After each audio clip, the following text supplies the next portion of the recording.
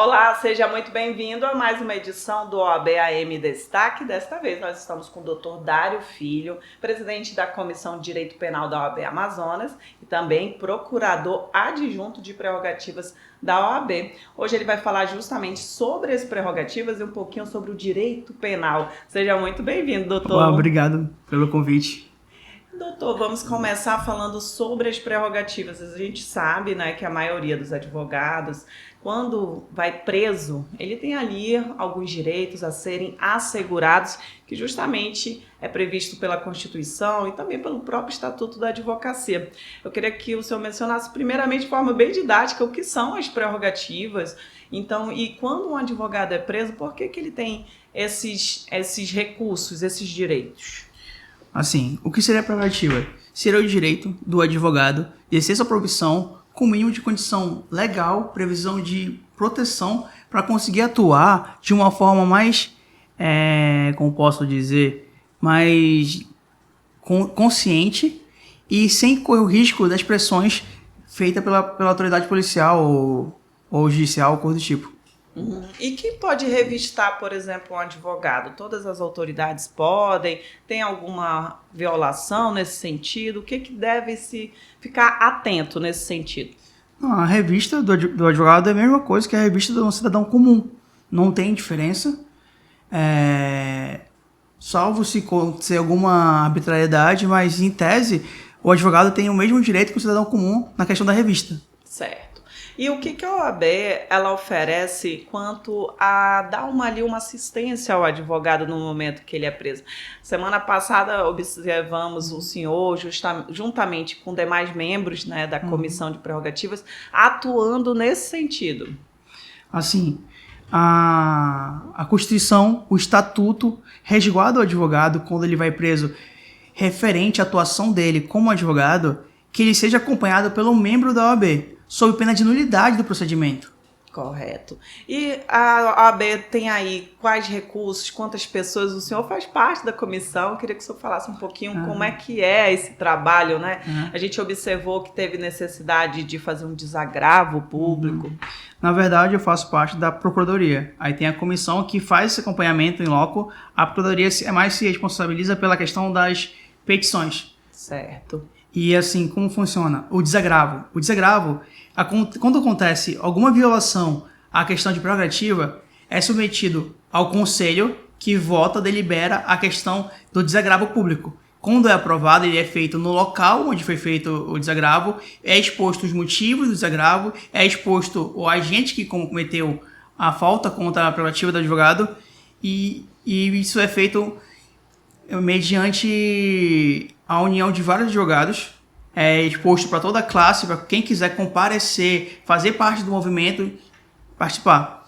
E foi o que a gente observou nesse caso em questão, foi necessário ir à Polícia Federal, conversar com a autoridade policial, né, doutor? Sim, a OAB aprovou o desagravo, foi feito o desagravo na Polícia Federal, na pessoa do presidente do Jean Cleuter e de alguns conselheiros, no qual registraram o nome dos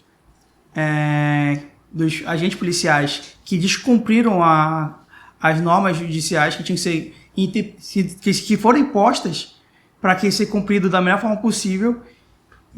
Ah, sim. E, doutor, pode lavrar auto de prisão sem a presença de um membro da OAB na questão do advogado, ou tem alguma prerrogativa nesse sentido? Assim, quando é decorrente do exercício da advocacia, da profissão, é obrigatório que tenha, assim, um representante da OAB para acompanhar.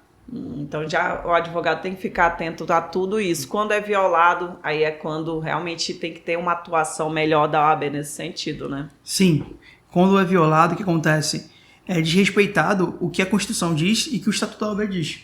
Aí quando acontece a necessidade de um desagravo, de entrar numa representação na corregedoria contra a autoridade que fez isso, esse é o caminho. Perfeito. E, doutor, falando de questão de local de um advogado ficar, ele vai ser preso, ele tem direito a uma cela especial, por que disso, qual a necessidade, principalmente o senhor que atua na área criminal, há uma necessidade ainda maior nesse sentido? Assim, o advogado tem o direito a uma sala de estado maior. na verdade, nem chega a ser a cela, é mais complexo. É uma sala de estado maior, no qual, para resguardar a sua integridade física e manter ele distante, porque imagina, quase todos os membros do judiciário que lidam direto com o sistema penitenciário, eles têm uma questão de se manter fora do sistema penitenciário, até mesmo por essa questão de integridade física, né? Com certeza. O senhor atua, por exemplo, na área do direito penal, defende ali, né, que a gente sabemos que é uma previsão constitucional, todo mundo tem direito a uma ampla defesa. Então, o senhor acredita que até para a área do direito penal ainda é muito mais necessário os advogados e advogadas criminalistas? Sim, eu vou dar um exemplo. Os advogados que estão presos estão no presídio comum e toda vez que eles vão pro parlatório, eles passam pela área que tem um pessoal de uma facção e eles foram atribuídos a outra facção, que isso tem que ser provado ainda, né? Mas só o fato de eles serem explanados como membros de uma facção, eles estão sendo ameaçados no momento que eles passam pela ala dos outros presos. Então imagina o risco que eles estão correndo. É muito perigoso, né? Por isso, essa necessidade também. Agora, falando um pouco sobre o direito penal, doutor, o senhor que tem aí uma atuação bem nesta área, bem atuante, como é que o senhor avalia a parte da advocacia criminalista? O que o advogado que agora está começando precisa prever, precisa estar preparado, vamos dizer assim, né? Assim, a advocacia criminal é uma advocacia muito perigosa. Eu costumo dizer que você tem anda numa linha tênue entre sofrer um mal ou ser, de repente, confundido com o seu cliente.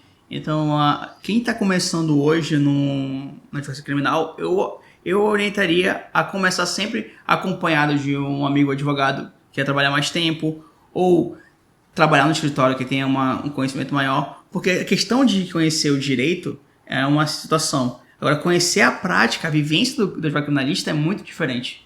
Principalmente quando envolve, assim, crime organizado, né, doutor? A gente falando, assim, de facções, sabemos que é uma realidade em todo o país e aqui no Amazonas não é diferente. Como é que o senhor avalia até agora, recentemente? A gente vai tocar num tema bem sensível, que é justamente a atuação da polícia na questão de entrar numa área, né, numa favela, como que eles devem ser conduzidos, conduzir ali aquele criminoso, até que ponto um policial é responsabilizado por aquilo, por ele estar ali cumprindo o seu dever legal, mas que a sociedade muitas vezes observa como uma arbitrariedade, porque o policial matou ali inocentes. Como é que o senhor avalia essa questão nesse sentido, dessa responsabilização criminal deles? Assim, a questão é simples. A atuação da polícia na favela ou em qualquer outro local é determinada pelo estatuto deles, né? Que eles têm como a gente responde aos advogados, ele responde à corregedoria deles. Então, todo excesso vai ser punido, desde que seja investigado, apurado. Então, qualquer tipo de forma de prisão, ou na favela, ou na cidade normal, no bairro de luxo, tem que ser atentado à questão de direitos humanos, à questão de responsabilidade do policial com relação a como proceder sem ou que ocorra alguma, como posso usar a palavra melhor, arbitrariedade, algum excesso. Então, assim, é muito vago eu falar alguma coisa específica, né? O policial tem que ser penalizado, né? Porque tem uma previsão próprio regimento deles. Sim. Né? Tem que ser analisado questões muito mais complexas, questão de legitimar defesa, questão de exercício de um direito, questão de estado de necessidade, questão trocando tiros. Então, assim, é muito mais complexo analisar uma questão de falha policial numa operação dessa proporção, que chega a ser, eu posso ser um pouco leviano se eu falar que pode ser feito e não pode ser feito. Perfeito. Doutor, agora falando sobre pena, a gente observa que o cidadão comum sempre comenta assim, porque fulano matou e já está solto. Só que a gente tem que observar vários requisitos, né? Quando uma pessoa é presa, se ela é réu primário, se a questão da progressão de regime, e tem uns institutos previstos no direito penal, um deles que é bem comum é a detração, que foi utilizado no caso do goleiro Bruno. A gente sabe que houve ali um abatimento de pena, então tudo isso é levado em consideração na hora que vai ser avaliado se vai cumprir em regime aberto, semiaberto. Queria que o senhor mencionasse um pouquinho sobre isso. Geralmente, em via de regra, quem pega uma pena inferior a 4 anos fica no aberto, de 4 a 8 anos no semiaberto e de 8 anos em diante no fechado. O que acontece com a questão de progressão de regime? Você tem um período de tempo que você fica preso, tem crimes que progride com 1/3 e outro com 2/5. Não, minto, com 1/6 e outro com 2/5. E os crimes hediondos e equiparados é 2/5. Os crimes mais comuns é 1/6. Então tem vários requisitos para você progredir regime. Bom comportamento, a questão da detração, você pode, se você estudar no presídio, se você trabalhar no presídio, existe uma diminuição da pena. E então tem toda uma questão de análise da situação de cada preso para ver a questão de progressão de regime. E desde que ele não cometa nenhum ilícito dentro do presídio também, né? Porque se cometer uma falta grave, todo o tempo que ele estava de progressão, toda a detração que ele tinha poder ter é cancelado. Correto. Então ele tem que fazer totalmente todo o caminho para poder ter direito à progressão de regime. E o que o senhor pensa em relação aos tribunais oferecerem os reeducandos, deles participarem ali das palestras para realmente tentar serem inseridos novamente na sociedade de uma forma em geral? Porque a gente observa assim que as pessoas, mas são criminosos, eles não merecem, eles têm que ser presos, ficar presos. O que o senhor avalia sobre essas medidas que auxiliam as pessoas a recomeçarem? Eu acredito que a pena é uma forma de ressocializar o preso. Então no Brasil não existe pena perpétua e nem pena de morte. Então todos que estão presos ali no sistema, eles estão ali para ser ressocializados para poder voltar à sociedade. Então toda a forma que o governo tenta para ressocializar, para inserir novamente esse condenado à sociedade, eu acho válido. Perfeito. Porque às vezes a gente observa que as pessoas são muito cruéis, né? Ele cometeu aquele crime, pronto, ele já é condenado para sempre, não tem que estar em sociedade, não é bem assim. Sabemos que existem crimes e outros tipos de crimes. E quanto à prática, né, nos presídios, falando assim de facções, de crimes, como é que se observa isso quando o senhor vai aos presídios? Ainda está realmente precisando de um maior controle do Estado nesse sentido? Como é que tem sido? Eu acho que, pelo menos aqui no Amazonas, é muito bem organizado. Não vislumbro situações que eu possa dizer que são perigosas. Contudo, uma falha que eu acho que acontece, eu acho que os presos deveriam ser separados por gravidade do crime. Porque um preso com uma gravidade muito inferior fica próximo de um preso que é de alta periculosidade. Sim. Então eu acho que essa é uma ponderação que eu acho que deveria ser vista no Brasil inteiro. Correto. E quando se trata assim de crimes que o senhor observa que a pessoa foi ali julgada de forma errada? Nós sabemos que existem muitos casos assim. E a pessoa está justamente cumprindo uma pena que não deveria ter sido imposta. E aí, muitas vezes, o Estado ali, há uma previsão dele indenizar, mas ainda há muito erro nesse sentido do judiciário na parte de condenação criminal. Como é que o senhor avalia? Eu acho que está cada vez menor. Eu acho que vai muito da instrução processual, vai muito de você contratar um bom advogado para lhe acompanhar, de você ter toda aquela assistência no processo, porque o juiz só julga de acordo com o que tem nos autos. E assim, quando você tem uma boa defesa, provavelmente o seu advogado vai juntar as melhores provas, vai atrás de provas, vai fazer a inquirição das testemunhas da melhor forma possível. Então a sua chance de ter o melhor resultado, o resultado mais correto e mais justo possível, é muito maior. O senhor já pegou algum caso assim, doutor, que teve que realmente mudar a sentença porque não foi julgado ali, analisando todos os recursos possíveis, as provas materiais possíveis? Sim, é comum, né? Somos humanos e sempre somos sujeitos a falhas. E às vezes tem umas falhas que tem no processo, que a gente geralmente entra no processo depois de sentenciado. a gente consegue achar umas falhas, mais nulidades processuais e que maculam toda a questão do processo. Uma falta de citação, uma falta de comunicação.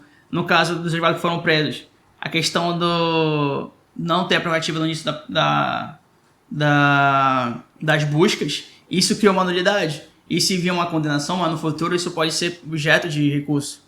Então, assim, o processo é muito grande, é muito procedimento, são muitas normas que têm que ser seguidas. E qualquer coisa que estiver fora do sistema já causa uma nulidade, um cessamento de defesa, e isso tudo embasa um recurso.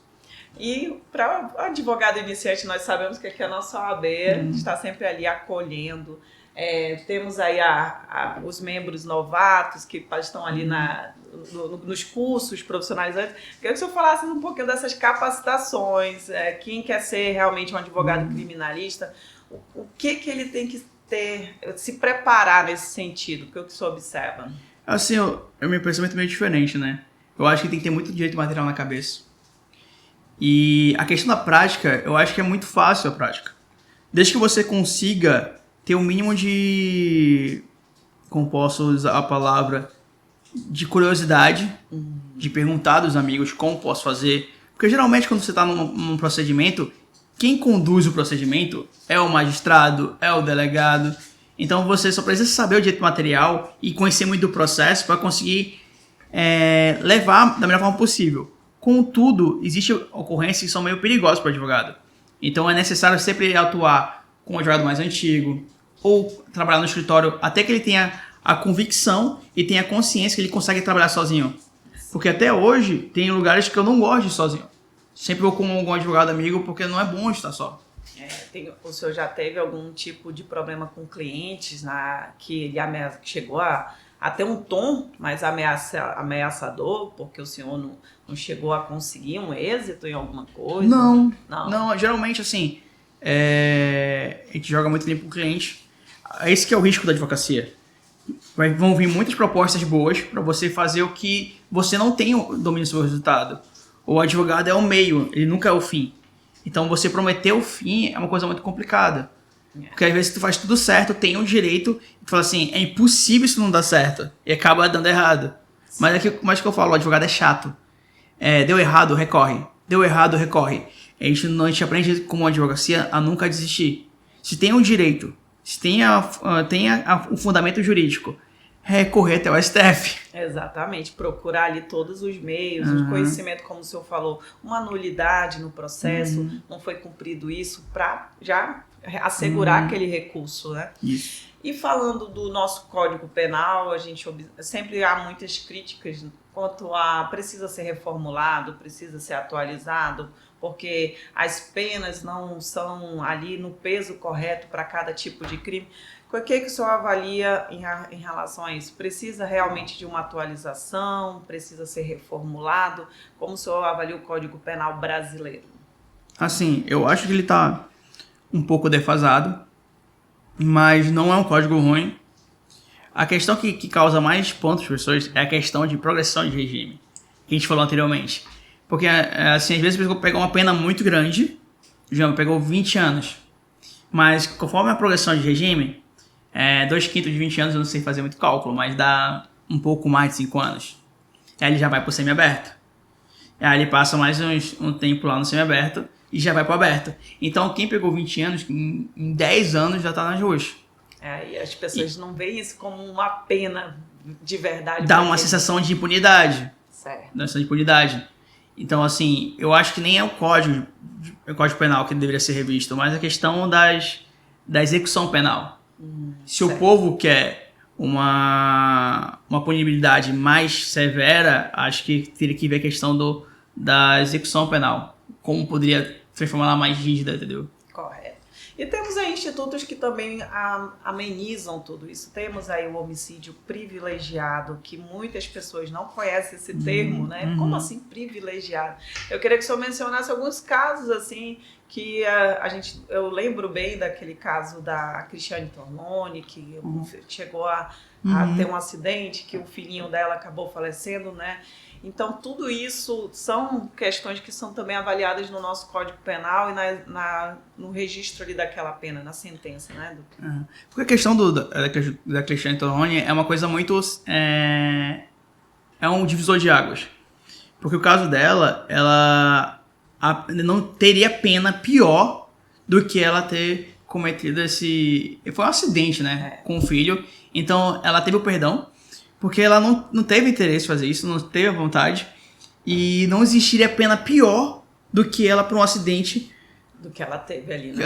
Então, assim, mas a questão de legítima defesa, privilegiado, tudo são questões que mostra que não existia a vontade do agente de matar. Não existia o dolo que exige, eu vou me vingar dessa pessoa e vou matar ela.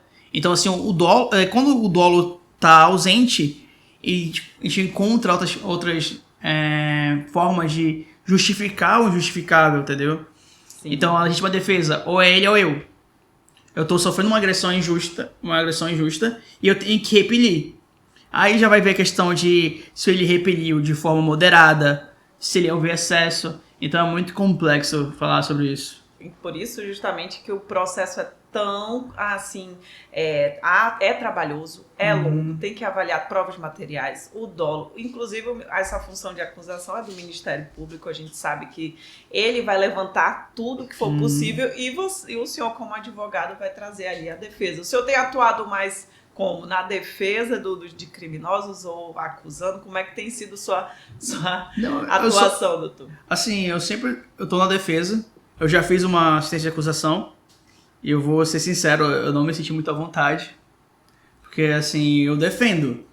Agora, acusar alguém, condenar alguém, eu acho que eu não tô muito acostumado com isso. Mas foi interessante. Mas é uma questão que realmente você tem que ver qual é a tua afinidade, né, doutor? O que o senhor vai se sentir bem? Porque a gente quer ser advogado, mas qual é o teu propósito de vida? O que realmente traz aquele sentido para mim, né?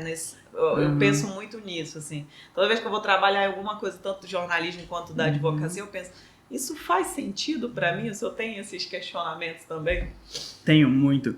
Mas a questão que eu queria até pontuar, o advogado, ele não tá lá para defender o crime. Ele só quer conduzir o processo da melhor forma possível para que o cliente dele tenha um julgamento justo. Porque às vezes, a maioria das vezes, vem um processo com uma tipificação muito mais rigorosa e como existe vários institutos no direito penal, processo penal, que abrandam a pena, a confissão. Sim. Às vezes a gente orienta o cliente a ser confesso, porque todas as provas estão contra ele. Certo. Então ele é um réu confesso, tem atenuante. As causas de diminuição e as atenuantes, né, Sim. doutor? Tudo isso é avaliado quando vai julgar. Menor de 21 anos. Então o advogado às vezes está no processo, às vezes só para assegurar a melhor aplicação da lei. Certo. Porque tem casos que não tem como conseguir absolvição, então a gente entra no processo para ajustar da melhor forma possível, para ajudar a que a lei prevaleça. Agora, o recente foi esse acidente aí no Tarumã, né, doutor, envolvendo ali, está sendo investigado, que talvez foi ali uma disputa de rachas que resultou na morte de 2 pessoas. E ali já entra várias pessoas falando, com certeza tem que ser preso, tem que ser punido, mas o que tem que ser avaliado num caso como esse, doutor? Assim, é muito prematuro falar que houve alguma coisa de racha, não tem prova ainda, não tem testemunho, acho que até então, pelo menos que eu tenho visto pelas mídias, fizeram o exame, não deu zerado, então é muito complexo para dizer se houve imprudência, imperícia ou negligência, ou se houve um dolo eventual por estar no racha, não pega, né, que falam. Então, assim, eu prefiro me acautelar para ver o que realmente tem de prova para dizer o que eu acho. É triste, né? Sempre é triste quando acontece um acidente, ainda mais dessa forma.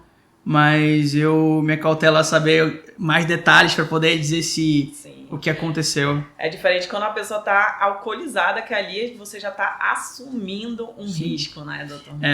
Agora já o entendimento é certo já nos tribunais, é o dolo eventual, né? Quando você, em tese, está numa questão culposa, mas você assume o risco e não se importa com o resultado. Então agora já está certo. Entendimento consolidado. Consolidado. Né? Atropelou alguém, estado de embriaguez, é dolo eventual. Perfeito. Olha só, chegamos aí quase ao nosso encerramento do nosso bate-papo. Estamos aqui com o Dr. Dário. Queria que o senhor fizesse as considerações finais, falando um pouquinho sobre a sua comissão. Quem quiser participar, temos aí muitos advogados que estão começando e querem, né, se tornar grandes profissionais da área do direito penal, ou então contribuir nas prerrogativas. Como é que tem sido? Como é que faz para participar, doutor? Assim, a minha atuação na prerrogativa é recente. Eu estou começando a me adaptar à situação, mas a comissão de penal está com portas abertas para todos que quiserem participar, se ajudar, vamos crescer juntos. Ninguém é tão grande que não precise de ajuda e ninguém é tão pequeno que não queira ser ajudado. Exatamente. Então, assim, eu acho que a advocacia tem que ser unida. Quanto mais nós formos unidos, mais seremos respeitados. Então, a prerrogativa, ela é uma questão de união e de mostrar força para a sociedade da advocacia. Porque, geralmente, como eu gosto de falar, o advogado, ele nunca está representando ele está representando um terceiro, está representando a sociedade. Então, se ele tem um mínimo de segurança jurídica para defender a sociedade sem que ele seja atacado, é ótimo. Então, a prerrogativa está lá para impedir que o advogado seja atacado como está protegendo o seu cliente.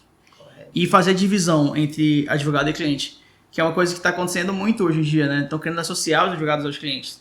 Sim. Inclusive, tem uma prática de lei que quer obrigar o advogado a comprovar de onde vem a renda do cliente que ele recebe. E a Constituição diz que o advogado não precisa comprovar isso, pecunia non olet.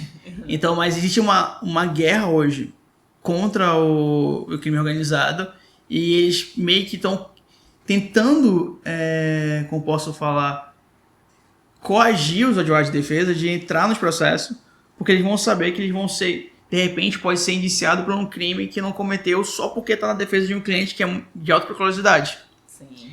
Então, assim, é interessante a advocacia se unir, a classe se unir, as prerrogativas estarem fortes.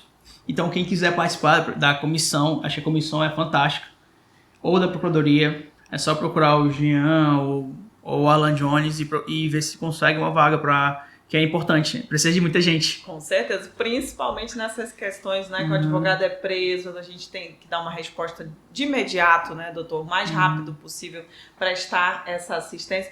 E também estamos aí quase encerrando o ano. Temos aí previsão de seminários, capacitações por meio da sua comissão para quem quer exercer a advocacia criminalista. Como é que está aí essa preparação para o ano que vem? Para falar a verdade, eu vou fazer evento só a partir do ano que vem. Acho que o ano está terminando e como é uma época de pré-recesso, quem vive da advocacia sabe como é corrida esse momento. Tá todo mundo buscando seus alvarás. Tentando que saia a decisão antes do recesso, para o cliente não passar o ano Natal, o ano novo longe da família, conseguindo a última decisão para receber os alvarás do cíveis. Então, eu optei por fazer palestra no ano que vem. Então, aí já podemos aguardar, vocês que são interessados na área do direito penal, ficar atento no Insta. E tem o Insta da comissão, né, doutor? Pode divulgar para seguir, para acompanhar, qual é? É Comissão de Direito Penal, né? Comissão de Direito Penal, só colocar lá no Instagram. Geralmente, indo no Insta da OAB Amazonas, você já encontra todas as comissões por lá, só digitar a que você tem interesse, né? Eu já não sou muito da área do criminal, não. Eu sempre falo com o doutor Dário que eu quero prender. A gente até tem além de ser o nosso convidado, ele é muito meu amigo, uma pessoa querida. A gente tem essas conversas, eu falo, doutor, olha, o senhor pode até defender, mas eu quero prender, que eu quero ser delegada. Eu gosto de falar. Se não prender, como é que eu vou trabalhar, né? Então temos aí nossas funções, cada um com as suas metas, mas eu agradeço a sua participação aqui, doutor. Esse canal é justamente para isso, é um espaço criado pelo nosso presidente, doutor Jean Cleuter, para os advogados e advogadas. Todas as comissões estamos aqui sempre debatendo temas. Agora trouxemos o doutor Dário Filho para falar justamente sobre as prerrogativas, que foi muito necessário diante dos casos das últimas semanas, e também do direito penal, porque ele é muito atuante, traz aí esse trabalho para colaborar com os colegas que também desejam ser advogados criminalistas. Então, doutor, eu agradeço. Eu agradeço, muito obrigado pelo convite, parabéns pelo trabalho. Tá perfeito e que Deus abençoe bastante o seu trabalho. Amém, que ele sabe que eu gosto de ser jornalista também. Eu sou advogada, mas o jornalismo sempre está na veia. Então é isso, gente. Muito obrigada. Continue acompanhando todos os detalhes e programações da OAB Amazonas no nosso canal no YouTube. Só reforçando, toda sexta-feira às 18 horas o nosso OAB AM em Destaque. Obrigada e até a próxima.